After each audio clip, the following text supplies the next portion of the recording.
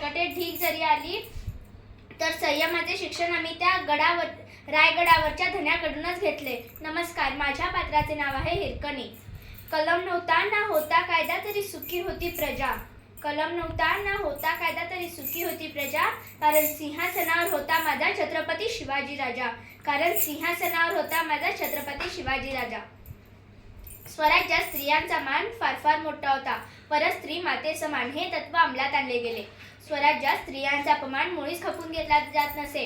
स्त्रियांच्या सन्मानासाठी आणि संरक्षणासाठी महाराज सदैव तयार असायचे. छत्रपती शिवाजी महाराजांनी मराठा साम्राज्याच्या राजधानीसाठी रायगड उभारला होता. रायगड नुसता ताठ मानेने उभा नसतो तर तेथे येणाऱ्या प्रत्येकाला प्रेरणा देत असतो. याच रायगडावर 1674 रोजी महाराजांचा राज्याभिषेक सोहळा संपन्न झाला. असे म्हटले जाते की रायगडाचे दरवाजे बंद झाल्यावर वरून खाली जाते ते फक्त पाणी आणि खालून वर जाते ते फक्त हवा. पण या गोष्टी अपवाद ठरली ती एक नारी शक्ती म्हणजे मी हिरकणी. एकदा कोजागिरी पौर्णिमेच्या दिवशी काही गवळणी दूध विकण्यासाठी गडावर आल्या.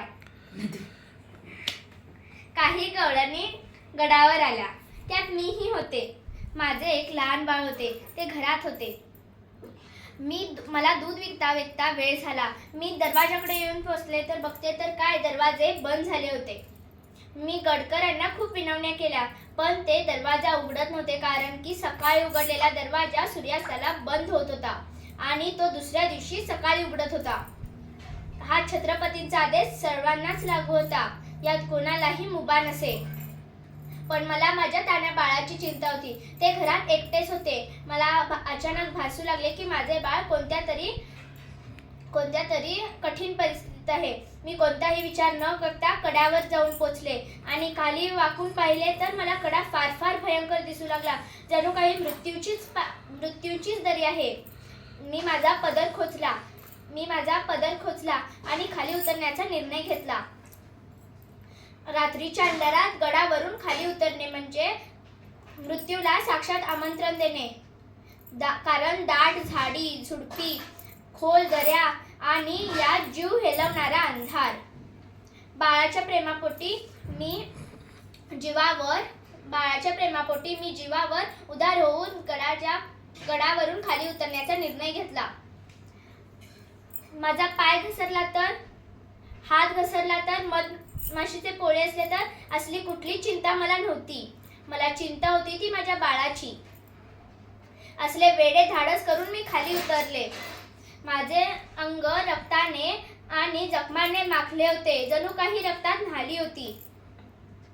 पण मला माझ्या वेदनांचा विसर झाला. मी माझ्या बाळाला कवटाळून मिठी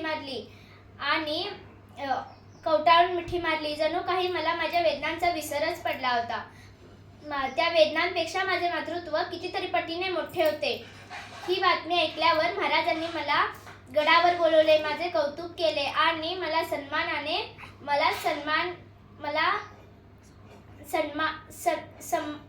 सन्मान केला.